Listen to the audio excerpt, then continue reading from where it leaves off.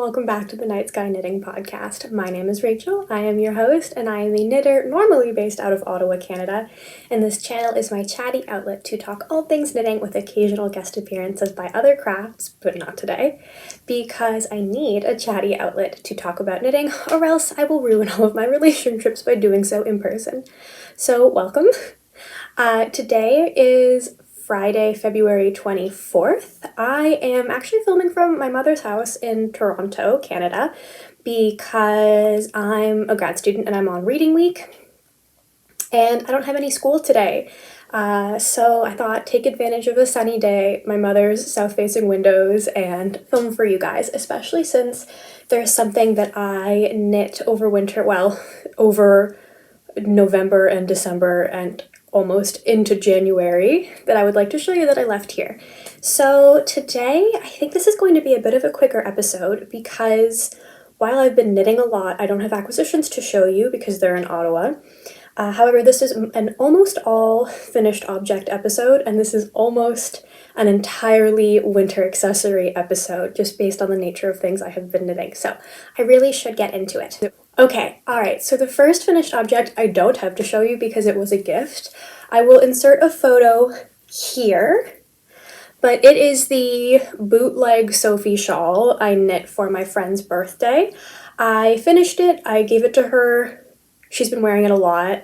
It came out quite nicely, the garter and the alpaca. I used Drop's brushed alpaca silk, which is a Surrey alpaca silk blend that's roughly equivalent to holding a little bit more, that's roughly equivalent to holding two strands of mohair together, and it really grows because of that alpaca content. And I think it's in the color soft sea green, which is silly because it's very obviously like a bright Cinderella blue, but I finished it in the nick of time. It took me a while, but I enjoyed knitting it after most of the increases had been done, despite my aversion to garter, and my friend seems to like it. She's been wearing it a lot. Because of my choice of fiber, it's very loose and very airy, which is nice, but it scrunches very easily and kind of looks more like a skinny scarf than the wide trapezoid that it actually is. And I think I used about 60 something grams of yarn for it, and it's about, I actually didn't measure, but I'm 156 centimeters, 156, 157. I'm a little under 5'2" for my friends who also know Imperial, and holding it up with my full wingspan, like my arm around above my head standing, it was a little bit longer than like me holding it up. I don't know if that helps you conceptualize, but it ended up being very long, very warm, very lightweight, very squishy, and I think she's been wearing it a lot. I hope she likes it. And it was a wonderful project to get some deep stash yarn that I've had for about 2 years out of my closet and to the recipient who really loves that color. I have been wanting to use that yarn to make something for this particular friend pretty much since I got it and realized it was not right for my purposes, so it was really nice to finally find something for her. Yeah, so that's a winner. And because I gave it to her as a gift, I don't have it, but I hope my little photo, once again here, suffices. My next finished object is my patternless, self-drafted, free-handed, just kind of knit for me, dicky, or collar, or neck, or bib, depending on how or what term you prefer. And this is knit using yarns from a kit from Fleece Artist, which is a Canadian, I would say more luxury, like bright color, natural fiber brand that pioneered here in Canada a lot more like fun and interesting colors like this. And this is originally, this yarn, the mohair and the wool, came as part of a kit for their favorite soft mittens and headband kit. I got it because I liked it and I wanted to make some sorts of winter accessories with it. But I didn't really want to make mittens and a headband. I think I will still make a headband because I have quite a bit left over. And one of them is Seashore and the other is Crema. I'm pretty sure the pink, wait, let me get the little balls left over. Okay, I'm pretty sure that the mohair, which is apparently actually a discontinued mohair, I think the last ones are in these kits. I think this is Seashore, and this is Crema, but these are the two colors. This one is Handmaiden, and this one is Fleece Artist, but they're sister brands owned by the same organization, company, whatever, based out of the Maritimes, out of, I think, just outside Halifax in Nova Scotia here in Canada. And I made this because I wanted this kind of collar or dicky sort of thing because my preferred winter coat has a V-neck and this kind of covers, why don't I just put it on? So my preferred winter coat has a V-neck in the front. Here's the last two ends I haven't woven in. I'll be doing that as I edit this video. Has a V-neck that leaves this part of my chest a little bit exposed, and I'm getting to that point in winter when I'm tired of being wrapped in all my heavy scarves and all my heavy winter gear, and I really like this pop of color and brightness and happiness, especially since a lot of what I had been knitting recently were undyed, very neutral, just sheep tones, and while I love those and I really like them, I wanted something like this. So I knit this for those reasons, but I wanted a saddle shoulder because I had recently finished the Ozetta Lakes pullover and I really enjoyed the look and I really enjoyed the construction, and I thought, why not do another one? And I did a seed stitch border so that it wouldn't curl because I like it a lot, and I liked how the pearl bumps looked and made the mohair variation pop. And then I did a stockinette main thing because I also liked that, and this was really a very good, well, also I knit this because I wanted to practice Norwegian purling. I've been experimenting with new different types of purling because the way that I purl is, I think, a modified Portuguese purl where I kind of use my thumb to wrap the yarn, and I'm finding that that really aggravates my elbows because I naturally want to bring them in, and that's not very healthy, and it was very fatiguing for my body and also left me with ridiculously tight purl rows. So I've been experimenting with the Norwegian purl and a little bit other forms of continental purling. So far, I like the Norwegian purl, but it does feel kind of like time consuming, but it certainly has alleviated a lot of the stress on my hands and my thumbs and my elbows, and I think that's been good. So this was an experiment in practicing the the Norwegian purl, because there's an equal amount of knits and purls in this. And on the back, I'll show you when I take this off, you can really see some very loose rows that I purled because unlike my Portuguese purl tension, my Norwegian purling tension is very loose, which again is part of the reason why it's better for me because it's not as tight. But it's mostly evened out on the front, which is nice, so it means that I think I might just keep going with the Norwegian purling. I will pick up speed with time, and it's not, most important thing is not to be fast, it's to be fun and to be healthy. But overall, I basically just knit a really big swatch. Here it is. Kind of crumpled because it's been in this bag a while. Decided if I liked this fabric, I did. Blocked it, figured out my gauge, figured out how long I wanted it to be, how wide I wanted it to be, how long I wanted it to be, cast on the appropriate amount of stitches, did the saddles, basically just made myself a dicky. I picked up pretty much every stitch along here because I wanted a wider, thicker collar, and I'm very, very happy with this. I'll show you with my coat. Can you tell that my favorite color is green? I love this coat. I thrifted it. It's the best thing I've ever thrifted in my whole life, and despite this v-neck sometimes letting some air in, I'm not willing to wear anything else in the winter, so this, perfect. Works perfectly. It keeps me warm, keeps me insulated, keeps me snuggly, but without the bulk of all my big heavy scarves. Because it's that point in winter where I'm just tired of all my gear and how long it takes to get ready to go out and how long it takes to unwrap myself when I get back in. So it just looks like I'm wearing a chic turtleneck pink rainbow sweater underneath my coat.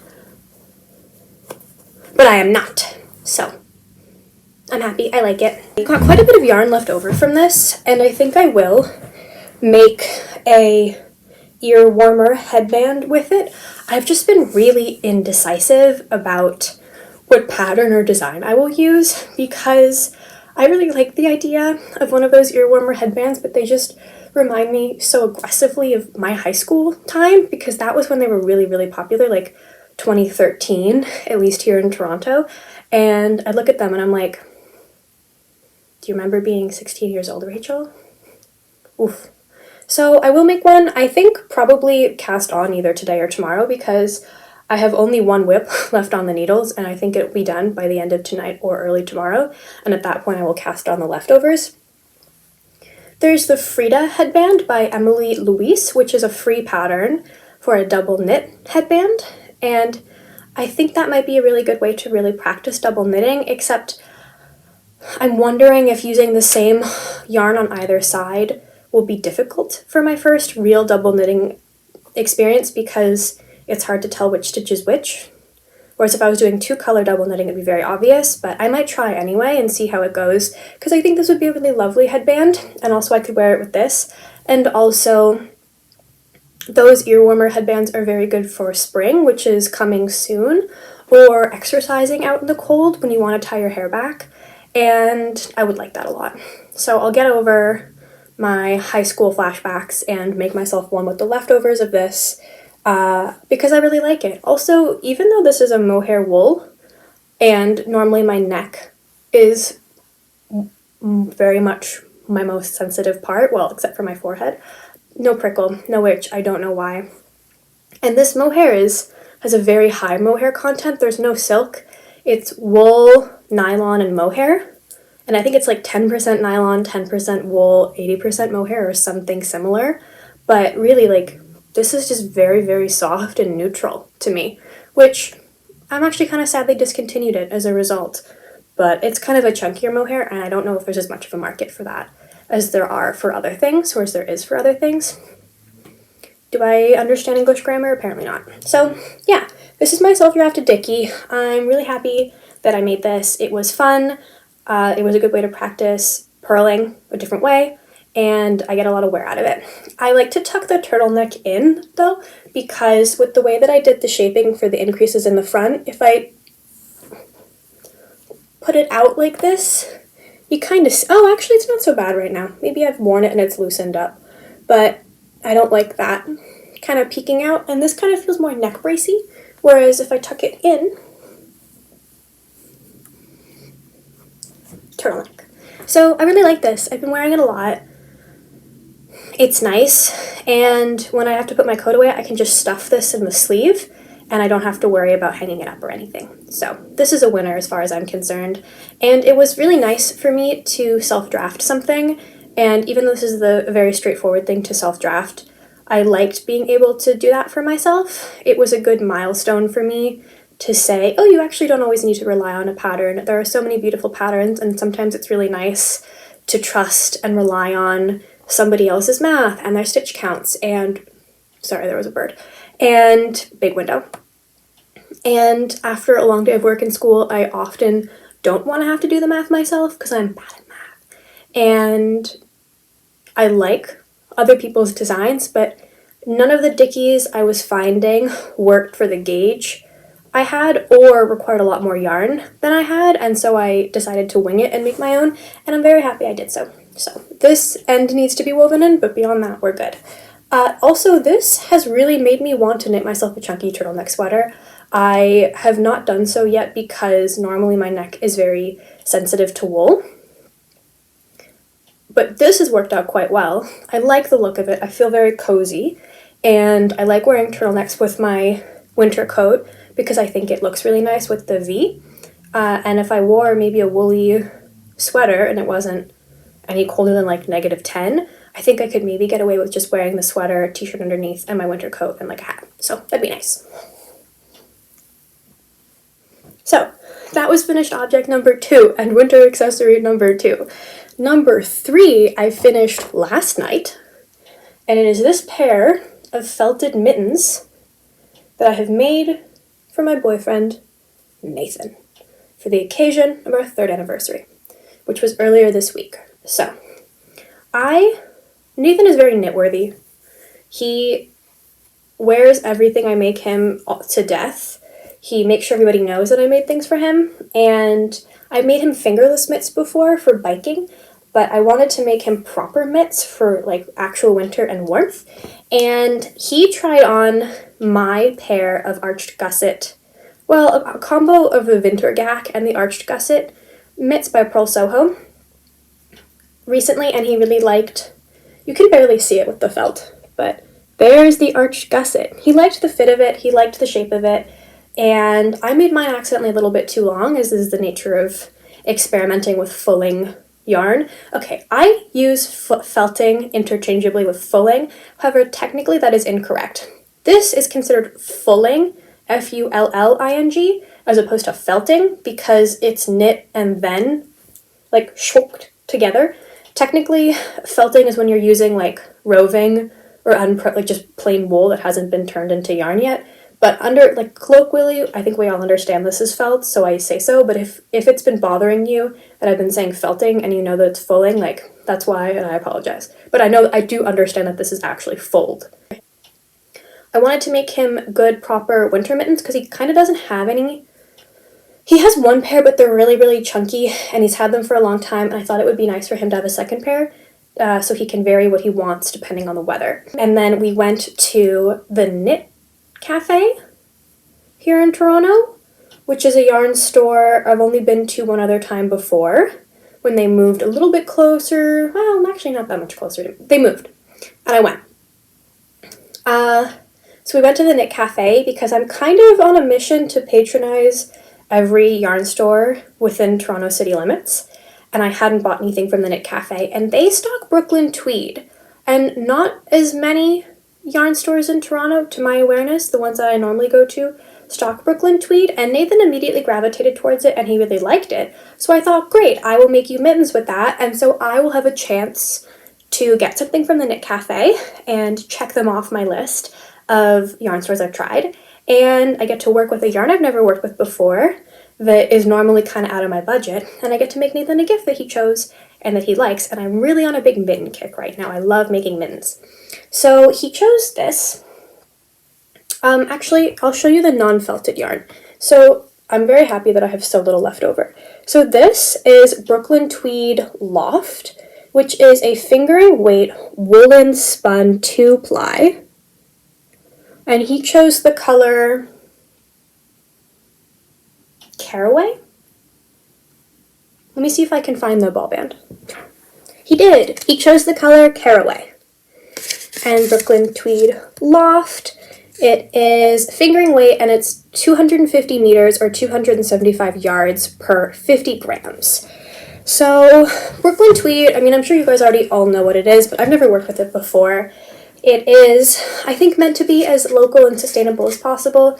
It tells me right now on this that it was sourced in Johnson County, Wyoming, where it was spun and where it was dyed, and it's American Targhee and a Columbia wool. And I admire Brooklyn Tweed a lot.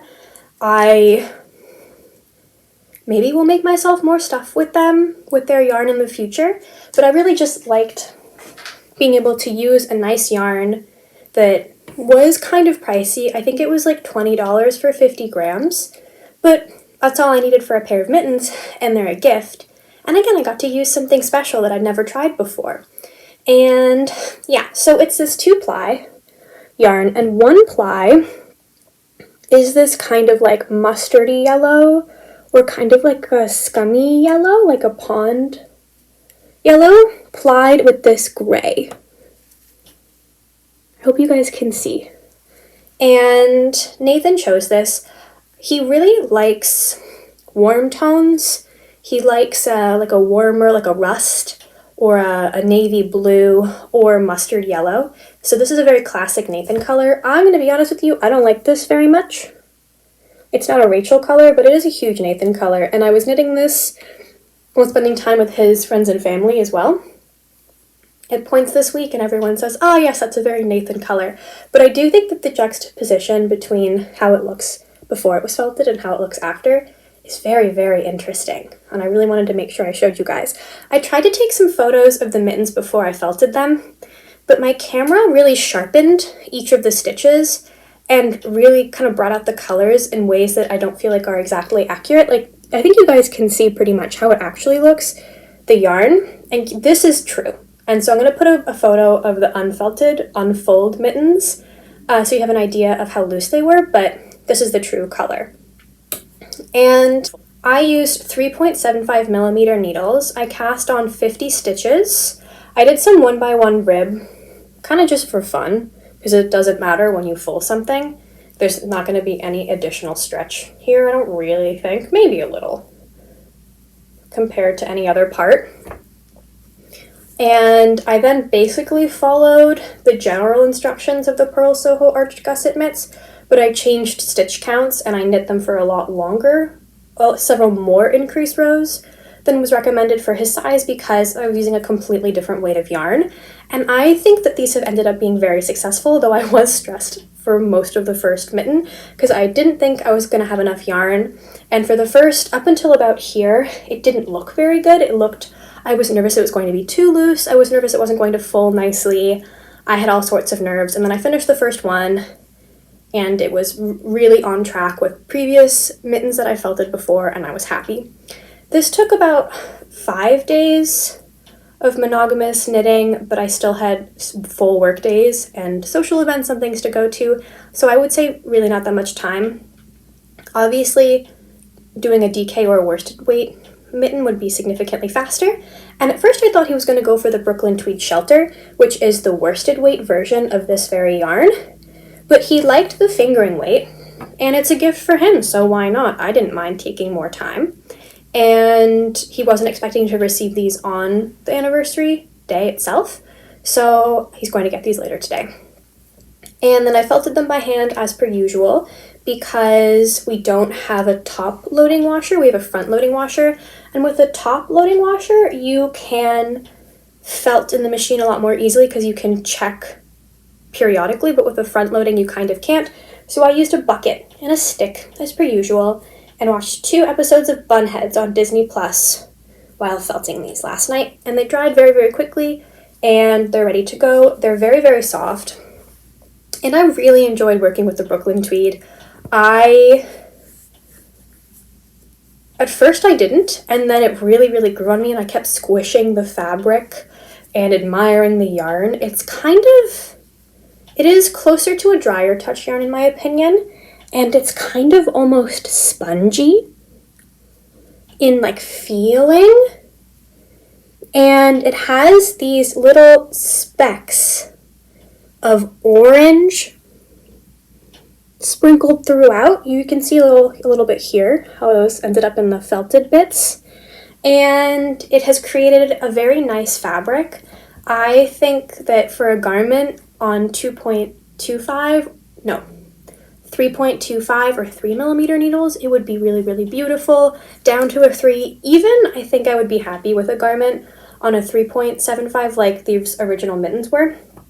But because it's a woolen spun, I don't think it would last as nicely or as long on a 3.75 gauge. But really enjoyed working with it. I started looking up other colors to see if I could find like one more single skein project with the Brooklyn Tweed Shelter for me, and then I realized, no, you've got plenty of other beautiful yarns to use. I like the ethos behind the brand. I really liked working with it. It knit up super smoothly. The fabric was lovely. I didn't find it to be very prickly. This has felted down to be so soft. And while it's right now very much out of my budget, I think maybe I will save up for a Brooklyn Tweed garment in the future, or a scarf, or some other type of winter accessory, or mittens for me. So yeah, so this is Brooklyn Tweed Shelter in the color Caraway, and I'm very happy that I have very, very little left. I might make like a mini sweater charm or something for Nathan out of this, but yeah, to give you an idea of the kinds of colors Nathan likes and gravitates towards. Just think of Inga of Knitting Traditions palette. Warm, earthy, neutral. If Inga likes it, Nathan probably likes it too. They have very similar color sensibilities. And I think this felted down so cool. Sorry, the grammar there, atrocious, but like, I think this is so awesome that it came from this and that it became this. This is so Nathan, and I'm really impressed that he was able to spot that in a skein and see how it was going to end up so nicely for himself. So, very happy to have made these for him. Really enjoyed it. I'm on such a mitten kick. And on that note, so for Christmas this year, my mother asked for mittens. and I said, yes, I would love to knit you mittens. And I had already purchased this pattern on recommendation of a viewer a year ago when I did my giveaway and I asked everyone to recommend an underrated knitting pattern or designer, and this was one of them, or actually the sock version of this pattern was one of them, and I saw the mitten and I bought the pattern. And so when my mom asked for mittens, I sent her this pattern. I said, would you like this? And she said yes. So I would like to say that I take full responsibility for committing to do an all-over colorwork fingering weight mitten as a gift with a deadline attached at a time when I also had finals and a busy work schedule and many other gifts to knit. That's on me. But these mittens took me forever, and I'm so proud of them. I think at this point in time, they are my best knit. They were a lot of fun for me to make, included a lot of new techniques for me, and I think represent for me an accomplishment and represent progression over time. So here they are. These are the Wheat Field Mouse mitts by Grey Owl Knits. And I first of all highly recommend this pattern. It is so clearly written. It's so wonderful. Like the charts, there's individual charts for each mitten for each size. She explains techniques so well. Everything is super legible. I didn't feel like I had to Google stuff to double check techniques I was trying for the first time. I just really recommend this pattern and probably everything else by this designer if they're the same quality as these mittens. And these are my first Latvian braids. They were so much fun. I have always been impressed by the Latvian braid, but I assumed it was a lot more difficult than it was. And it's not. I really enjoyed this color work. I also, for the first time, started doing two-handed stranded color work because you're only holding two colors at any point in this mitten. So I was knitting the main color. Wait, actually, let me think about this. Yes, I was holding the main color, the blue. I was knitting that English style, and I was knitting the contrast color, continental style. And it took me a little while to get the hang of it, but by the end, it really felt like it was flying, and I was really happy that I had managed to learn how to do two-handed color work, except I couldn't do it for the top because I don't know how to tension two-handed stranded color work on magic loop, and I couldn't do it for the thumbs, and the thumbs did turn out kind of wonky, which is on me because small circumference color work knitting magic looped I struggled with, and I was also rushing to get the thumbs done in time. I also, and you can see it here, this is the first mitten, and you can see a little bit of bubbling. So these are ladder back jacquard floats, which is something else I had done for almost the first time. I was knitting these concurrently with my brother's toadstool socks, and I was doing ladder back jacquard for the first time with the two. And of course you can't see it on the side because of all the floats. Well, here are my floats. The shadow field mouse. But in here there's some ladder back jacquard floats. You can kind of see it here, which is something else I really enjoyed as well. Thanks again for everyone who recommended I try this. I think it has made a much nicer mitten, a much stretchier fabric, looser floats, and was just easy and fun. It took me a long time to get the hang of the pattern. It took a while for this to click where I didn't have to keep checking the chart. I don't know why. And part of the reason why these took me so long is that because the chart here doesn't really repeat, and I was practicing ladder back jacquard float catching for the first time, I was practicing two-handed stranded color work for the first time to even out my tension. This took a lot of brain power, and after a full day of work and then class, I usually only had a very limited amount of that, and so I could only really work on this for like a little bit at a time. And I couldn't knit it too close to bedtime because I would make mistakes. I couldn't knit this while at a meeting like I could plain stockinette because I had to be paying attention to what I was doing. And these, as a result, just kind of took a while. But I really liked making them. My mom loves them and shows them off to a lot of people. She texts me that she loves them a lot. They were absolutely worth the amount of time that they took, and I'm very proud of them. And I was really sad that I didn't finish them in time to show you guys when I was working on them because they were a secret because my mother actually watches these videos. So here they are. I knit these in Jamieson and Smith jumper weight 2-ply. I don't remember the color names at this point, except for I know that this white, or this kind of neutral gray, is stone. But if you look at their color selections, I think you'd be able to quickly identify which the other two are. I used 2 balls of white and have a fair amount left over.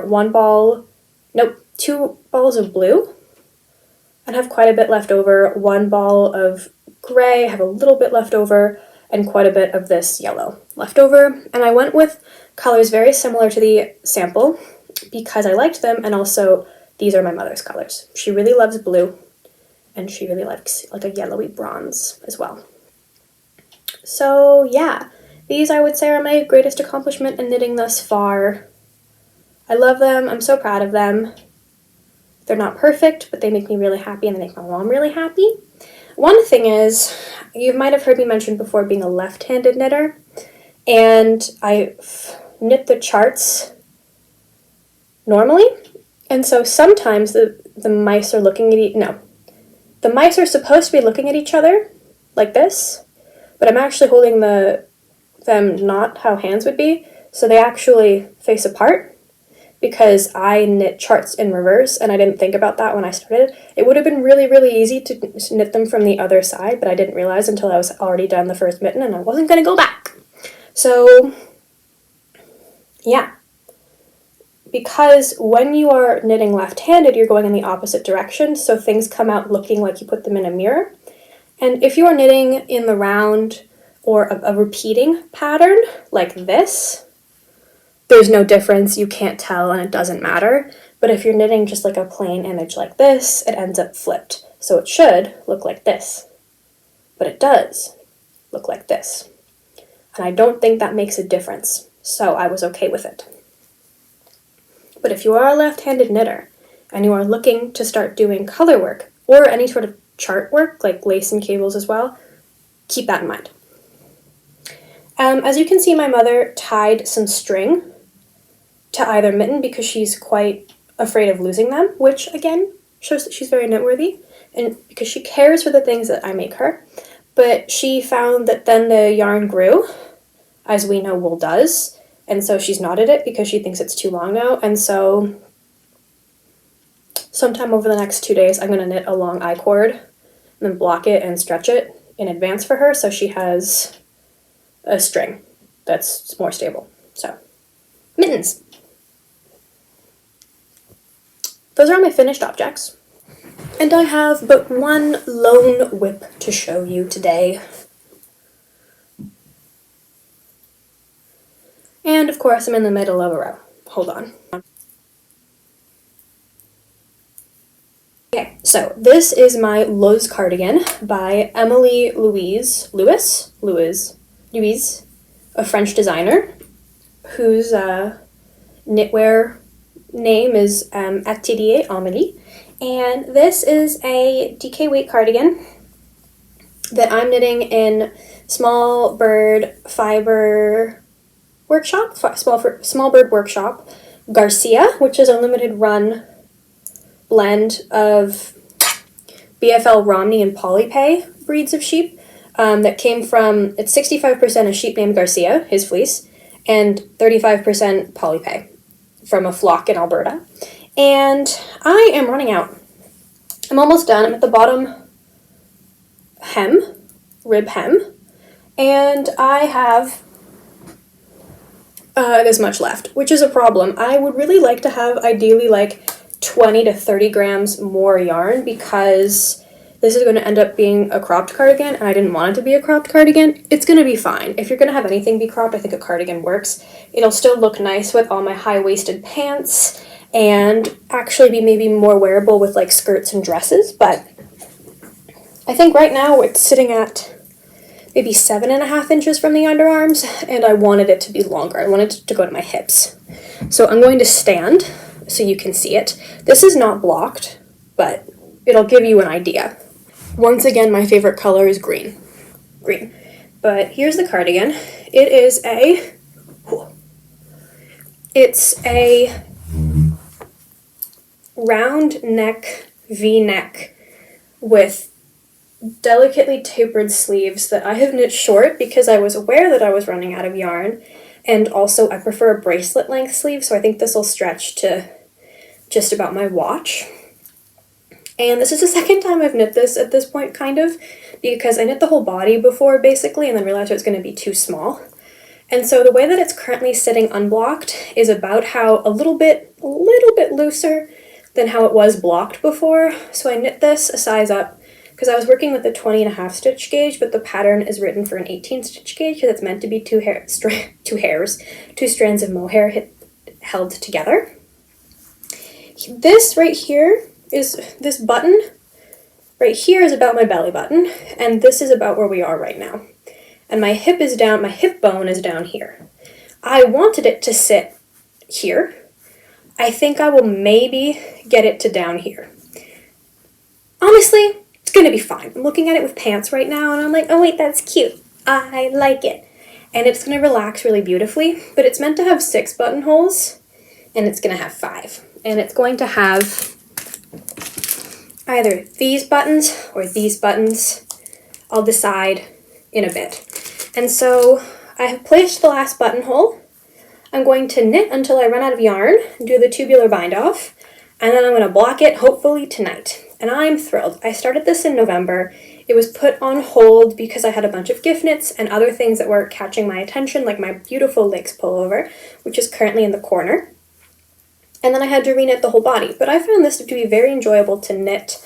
I very much expect myself, why am I still standing? I very much expect myself to knit another one of these at some point in time. I love it. I love the pattern. I love the silhouette. It just feels like that classic cardigan for me. I might do a mohair version. Probably not. I might do other colors, but I feel like this is going to be my classic go-to cardigan pattern for a while. For an office style cardigan, because I want this to be primarily, I have the expectation I will be wearing it all the time with everything, like I do with my more casual worsted weight field day jacket. But this is meant to be a wear with everything neutral cardigan, and I'm very much looking forward to it with that. I look very like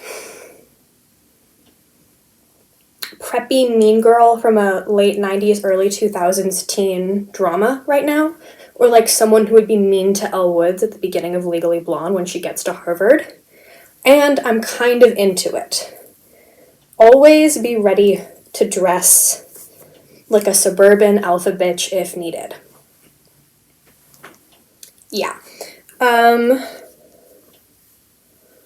What did I do differently? Added a couple stitches to this button band. It's mostly meant to be the I-cord, but for an office cardigan I wanted more of a button band. I do think that the mostly just I-cord looks beautiful in the mohair version. And something silly that I did. So I started spacing out, with the benefit and the hindsight of having knit this basically the body twice. I started spacing out more in between each button and buttonhole. You do with this vertical integrated button band, this rib. And then I forgot that I was doing that, and I was like, why did I knit this so much longer here and here? That's so silly, Rachel. And then I shortened it between these two, and then I remembered that I was doing that on purpose to end up with a longer cardigan, so my buttons are just at uneven intervals. And I've decided I'm okay with that. But yeah, I love this. I am so eager to be done with it because I want it. And I love it. It's been a lot of fun to knit. You might be thinking, wow, Rachel, you lost yarn chicken. You wanted it to be longer. You shouldn't have bought less yarn than you needed. I thought this too, back in October, when I decided to use the 3 skeins of yarn I had of this to make this cardigan. I thought, that's not going to be enough. So I ordered more because Small Bird Workshop had a sale. And I ordered 3 more skeins of this. So I could have that other 20 to 30 grams to make this longer. And also to then use the leftovers for a slip over because I really, really love this yarn. And it's natural and undyed, which means I could dye over it for extra versatility in the future if I ever get tired of this or it gets stained or whatever. And Canada Post ate it. I don't know where it is. The owner of Small Bird workshops, the dyer, the designer, the everything. I think her name is Catherine. Was so apologetic. I eventually reached out being like, you mailed it, right? She was like, yeah, I mailed it weeks ago. Oh my goodness, did you not get it? And I was like, and she was like, oh my goodness. And so the thing is that this is a limited run because this is the fleece of one sheep named Garcia, plus Polypay from Alberta. But I bought the last 3 skeins when they were on sale. Like, I think I own most of this yarn, technically. 3 skeins of it are missing. And so Canada Post is kind of notorious for just, like, losing things. Canada Post, I mean, it's hard. We're the 2nd largest country by landmass. We have a spread out population. It's just hard to ship things in this country. So, and also it was during, like, the lead up to the holiday season. And also with the pandemic, like, we rely on shipping more and they don't have the capacity and, you know, et cetera, et cetera. But it's just missing. It might have been taken off my front porch of our building, but that's never happened before. So I don't think that's what happened. And the owner, Catherine, was so apologetic and she's like, I'll send you 3 skeins of another yarn that I have. It's very similar. I think it's the Louisa. She was going to give it to me from her own personal stash, like the things that she kept from this small run. And I said, thank you so much. That's so kind of you to offer, but don't worry about it because this is absolutely not your fault. I also could have upgraded and paid for tracked shipping and I didn't, so that's on me because I'm cheap. And also I wanted the leftovers, the second order so I could finish this cardigan. And I really don't need to just bring in more beautiful yarn that I don't have a project for at this point in time. So not at all on Smallbird workshop. She really tried to do what was in her power to ameliorate it, but I'm the one who didn't pay for track shipping, and Canada Post will be Canada Post. So, yeah, bam. I love this cardigan. I also highly recommend Smallbird Fiber, Smallbird Workshop. I think that what she's doing is so cool. She works with so much small farm, small flock Canadian fleece and brings it to market when it otherwise wouldn't. All of her stuff is milled here, and she dyes it. And she does have a whole bunch of more traditional indie dyed bases as well, and interesting fibers from other parts of the world that aren't domestic or are American, which is close enough. And also does hand-dyed, like, bats for spinning. But I do expect to be buying a lot more of her yarn in the future as it becomes available to me because I think it's so cool. I like that she makes it really easy to buy Canadian wool from Canadian farmers milled in Canadian mills because we used to have a pretty robust wool manufacturing sector, and apparently Canada still grows a lot of sheep for meat production, but not nearly as much for wool. And I think she's involved in the campaign for Wool Canada. Maybe not. There's definitely something that she's involved in, Catherine of Smallbird. But yeah, no, I wish I could wear this next to skin, but it is a little prickly. It's just kind of a hairy yarn. You can see that fuzz coming off it. And those kind of poke me a little bit. But I love it. It's going to be a great cardigan, and it would have been a great slip over. But alas, I'm just so excited. It'll be done soon, and I'll be wearing it in the next episode for you, barring literal disaster, with it being fully blocked and evened out and with buttons. And it will be glorious, and I love it so much. My socks are still on the needles, but I didn't bring them, so they've been in Ottawa and hibernating. And that's what I've been up to. Podcast recommendations. I know I'm so spotty with doing these, but I do have a couple for you this week. Number 1, the Maker Bee podcast. If you looked at my dickie, I was looking for it, but it's underneath my coat and it's in a corner. If my pink rainbow dickie really spoke to you, if you wished you got to see more color and bright and neon and less common patterns, and you like someone with a very irreverent attitude and I think slightly different take on knitting than I sometimes see, the Maker Bee podcast is for you. It's run by Bee, who is a Canadian who lives in the Maritimes, which I've spoken about a lot. I think they live in Nova Scotia somewhere. I think maybe in the broader Halifax area. Sorry Bee if that's wrong. And they knit so many cool patterns with like neons, speckles, brights, and a bunch of patterns that I don't see nearly as often. And they're one of Jessie May's testers. They're in the tester pool, which I think is really cool.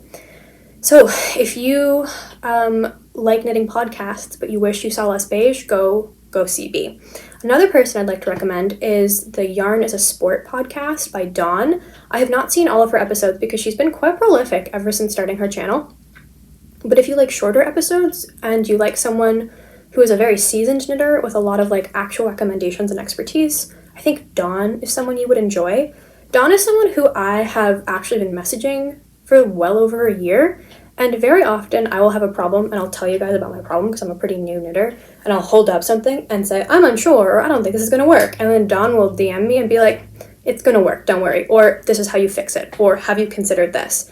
She's someone with a lot of like genuine expertise and knowledge of knitting. It's given me a lot of good advice over the past year, and has started her own podcast. So if you're looking for like that kind of thing, I think you would like Yarn is a Sport. Also, I like that her tagline is like Yarn is a Sport and I invite you to play ball. I think that's fun. I think that's jazzy. So I recommend B. I recommend Dawn.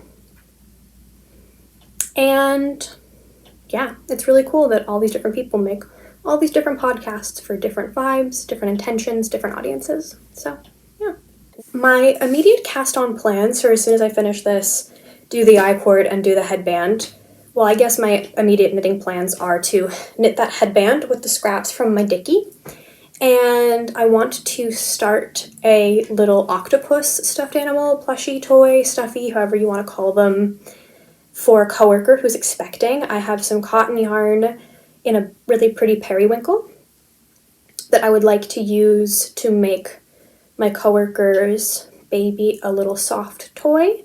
I asked what would be if I was allowed to knit her anything, if she felt comfortable with that, and then what kind of genre of thing. And because this baby will be her second, she says they have plenty of clothes, but a little special toy just for the new baby would be well loved and wonderful. Yay, that'll be great.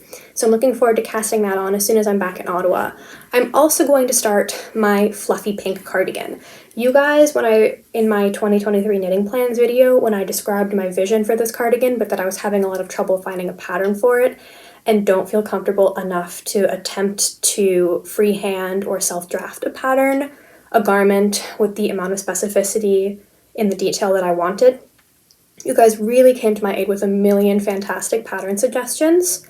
So thank you. I'm going to, I think, finally make a choice between one of those and cast that on very, very soon.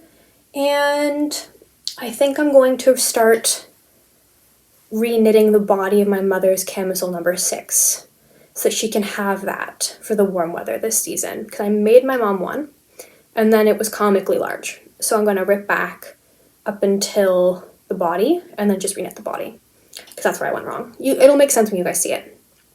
But yeah, I do have acquisitions, but I don't have them with me because I bought them a few weeks ago and they're all in Ottawa. But yeah, one of them is a skein of now discontinued Akara Yarns Silk Linen DK because I love a silk linen blend. And normally that's like a $50 yarn, and it was on sale for like $36, and I can get a top out of that in the colorway Copper that I got from a new yarn store here in Toronto called Good Grief Yarn and Provisions. It's downtown, but I ordered online, so I haven't actually set foot in their store yet, but they're new.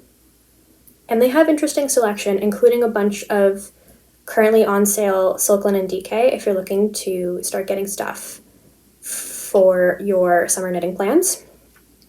And I also got a sweater quantity of Emily C. Gillies' new base called Maritime Erin. Emily has 2 new bases, and one of them is custom milled and the other is all maritime. Either way, the Maritime Erin comes from maritime sheep and is milled, I think at Briggs & Little, but at a maritime mill. And so it's very locally produced and sourced to the maritime area, minimal transportation across continents or across the country, and then hand-dyed by Emily in a colorway that I've always liked of hers, which is Nimbus. So I got a sweater quantity of that because that is just so incredibly exciting to me. And I was thinking I might make another lakes with it, but I have another couple ideas too. So you guys will see that very soon. thank you so much for watching. I hope that you're doing well. I hope that you liked this very all over the place winter accessories episode. I wish you well. I hope that you and your loved ones are happy and healthy. And I'll talk to you guys again soon. Oh, I have to do my everything I made in my second year of knitting video. So that'll be coming soon. That might be my next upload. Okay,